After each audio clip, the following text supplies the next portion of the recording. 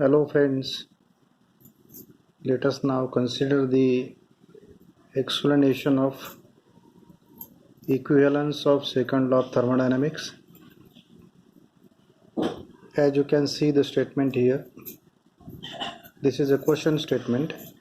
Violation of Kelvin-Planck statement leads to violation of Clausius statement. That means we have to give the proof that if we violate one statement, it will result into the violation of another statement of second law. So first of all, we consider this is a violated statement of Kelvin and Planck regarding the heat engine. This HE indicates heat engine. It is taking Q1 amount of heat from the source and it is fully converted into W. As we can see, W is equal to Q1 as there is no rejection of the heat. And Kelvin-Planck statement says that this is not possible. It is impossible. So we are considering this as a violation of Kelvin-Planck statement. Now let us consider the valid case. Here I have shown one heat pump. It is transferring the heat from low temperature body to high temperature body, that is source, and for this purpose it requires work done W from externally. This case is known as a valid case. It is given by the Clausius. In this case, the sum of incoming energies, that is QL plus W, should be equal to QH. So here I have written it, QH equal to W plus QL. But if we go to left hand side, this whole of Q1 is converted into W. So W is equal to Q1. Now let us go back to the Clausius statement. W is required. So QH is equal to W plus QL plus W is equal to Q1 plus QL. So this we can write. Now what we do is we will try to combine heat engine as a device and heat pump as a device combinedly. So let us combine above two devices as shown below.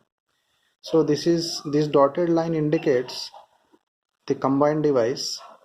Now in the combined device, what is happening? We have derived this figure from the earlier figures. Here there is no interaction with the sink.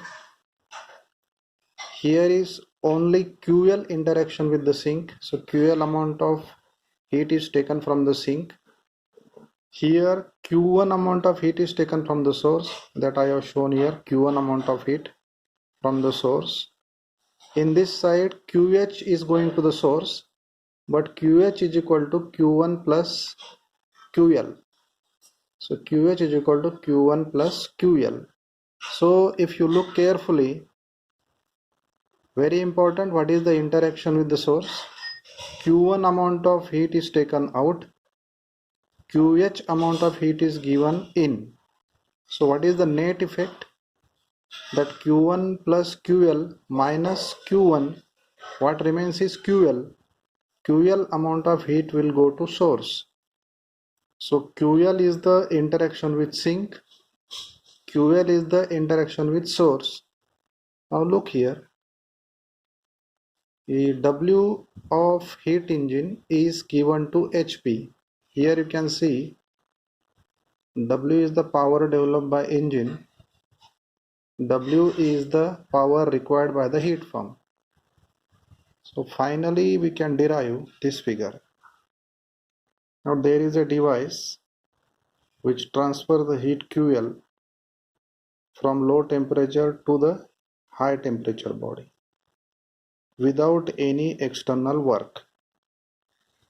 Now this figure itself is a violation of Clausius statement of second law. So what we have assumed? We have assumed the violation of Kelvin-Planck statement. And what we have reached to the violation of Clausius statement. Now in this case, very important, see here, this Q1 amount of heat is taken out from the source, Q1 plus QL given to the source, this one Q1 plus QL given to the source, net is QL given to the source, and that is what is shown here. So finally what we have is this, that this is not possible as per Clausius statement. So we considered violation of Kelvin-Planck statement that results into violation of Clausius statement. So it's very important that we answer like this one.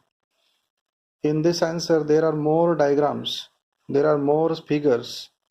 So there are three sets of figures initially: violated statement, valid statement, combined statement, and final statement. All these are diagrammatic statements to prove that violation of Kelvin-Planck statement results into violation of Clausius. So here we have considered violation of Kelvin-Planck. It results into violation of Clausius. So hence we can say it is proved. Thank you so much.